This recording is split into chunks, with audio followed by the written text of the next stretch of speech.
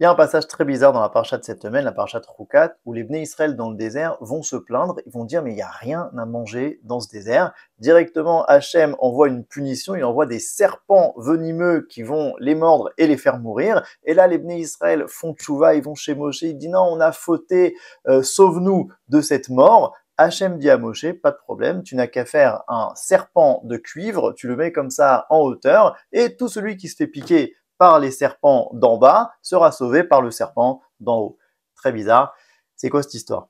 Selon le Midrash, quelle était la plainte des Bnei Israël? C'est justement sur la manne, cette nourriture céleste qui tombe du ciel, qui rentre dans le ventre, mais où il n'y a absolument aucun déchet. Ils ont fini par s'en plaindre et ils ont dit ce n'est pas possible qu'il y a quelque chose qui rentre et que rien ne ressorte. Forcément, il y a une embrouille quelque part. Forcément, à un moment, ça va exploser dans notre ventre et donc on veut surtout plus manger de cette manne. C'était ça leur plainte. Finalement, c'est quoi? C'est une vision du monde qui, premièrement, ne regarde que le côté négatif et même quand il n'y en a pas, il essaye de trouver le côté négatif et il pense en fait que dans ce monde-ci, obligatoirement, il y a des conflits, il y a forcément une arnaque quelque part, il y aura quelqu'un qui va vouloir m'embrouiller, c'est obligatoire. Et c'est d'ailleurs exactement ce qu'a dit le serpent originel de la création du monde à Chava. Il lui a dit, tu sais, si Dieu t'a interdit de manger ce fruit, c'est parce qu'il a peur que tu deviennes comme lui. C'est-à-dire que la vision du serpent, la vision du Nachash, c'est de dire que ce monde-ci, c'est seulement un champ de bataille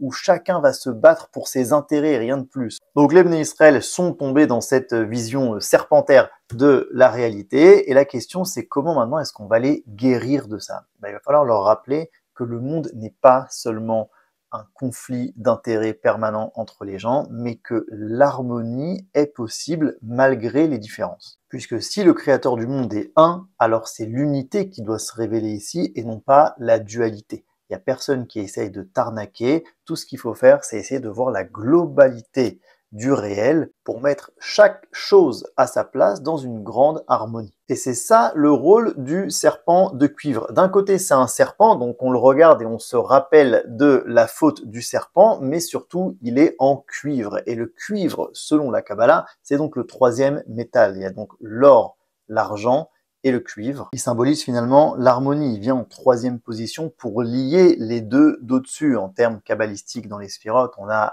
Chesed, la bonté, la Gvura, la rigueur, et Tiferet, qui veut justement dire splendeur ou harmonie, qui vient juste après pour lier en fait Chesed et Gvura. Ce cuivre-là représente finalement le milieu, l'équilibre. Mais attention, il y a deux sortes de milieux. Il y a, on va dire, le compromis qui est extrêmement faible. Il est ni là, ni là. Il est un petit peu rien finalement. Et puis il y a un milieu qui englobe, un milieu qui prend finalement la force de la droite, la force de la gauche et qui le concentre dans quelque chose d'encore plus puissant. C'est de ce milieu-là qu'on parle. Et d'ailleurs, cuivre se dit en hébreu nechoshet, qui sont les mêmes lettres que le mot nachash, le serpent. Seulement, on va dire, c'est la réparation du serpent. Parce que le serpent, qui lui justement avait une vision non harmonieuse, forcément Dieu veut m'arnaquer, et qui voulait un compromis, à la fois manger le fruit, mais à la fois ne pas mourir. Alors sa punition, c'était, selon le Midrash, qu'on lui a coupé les bras et les jambes. Donc en fait, on l'a mis